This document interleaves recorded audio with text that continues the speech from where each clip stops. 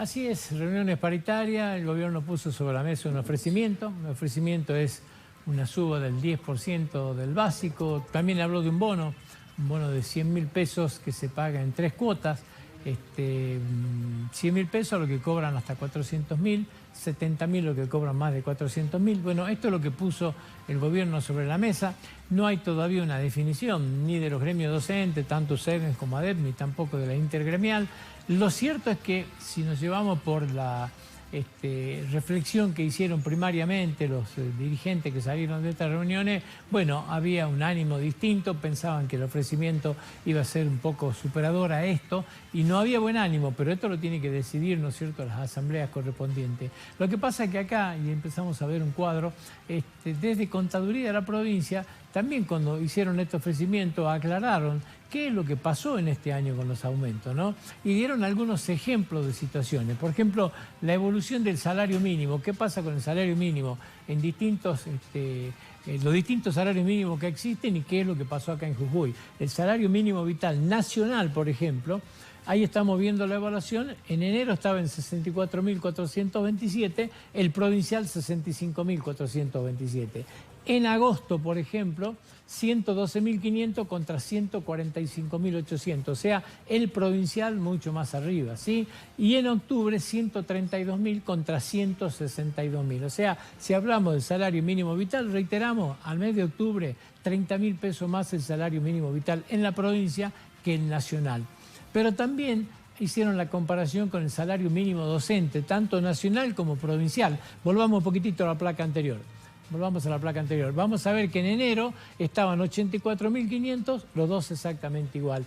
En agosto, 165.000 fue el salario mínimo docente, 210.000 fue el salario docente provincial. Acá fue el mes de la mayor conflictividad, ¿no? Hay que ver, y fíjate que el salario mínimo docente era mucho más alto. Y en octubre, 220.000 contra 232.000. Bueno, lo que el gobierno plantea un poco es que en la reflexión se vea, ¿no es cierto?, el aspecto global, cómo está ubicada Jujuy en este pago salarial y qué es lo que pasa. Ahora sí vamos a la otra placa.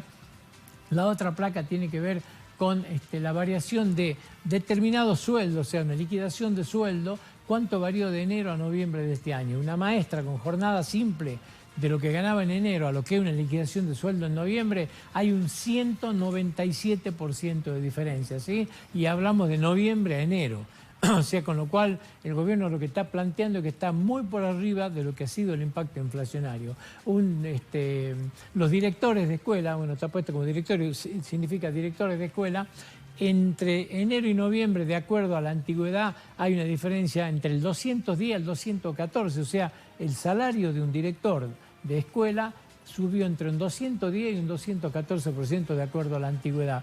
Y un profesor de 15 horas, 196 a 198%, o sea, muy por arriba de la inflación. Bueno, siempre el gobierno plantea una cosa, lo pone en números y la docencia plantea otra cosa, dice que esto no es así. Bueno, hay un elemento fácil de discutir. Yo creo que los negociadores de esto tienen estos elementos para dirimir si esto es cierto o no es cierto. El trabajo que hizo Contaduría tiene inclusive los facímiles, ¿no es cierto?, de las liquidaciones de sueldo y todo. O sea, hay cómo debatirlo este tema y cómo ver. Los salarios docentes, los salarios de los empleados de Jujuy, ¿están fuera absolutamente de escala, como dicen, no han acompañado a la inflación o esta es la verdad?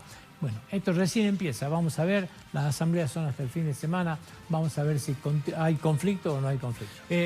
Hoy sin límites, Alberto. Hoy sin límites, sí señor, vamos a hablar en un ratito nada más, ya estamos sobre la hora prácticamente, un análisis por supuesto de toda la coyuntura de lo que pasó en la semana y vamos a hablar un poco del incremento de nafta. Va a estar con nosotros un empresario, ¿no es cierto?, de expendio de combustible, donde vamos a hablar de qué es lo que está pasando, sobre todo con YPF, ¿no?, donde hay cupos, donde hoy estamos fuera de una problemática, vuelve la problemática, la vamos a volver a tener, qué pasa a partir del lunes, bueno, vamos a tratar de analizar esto.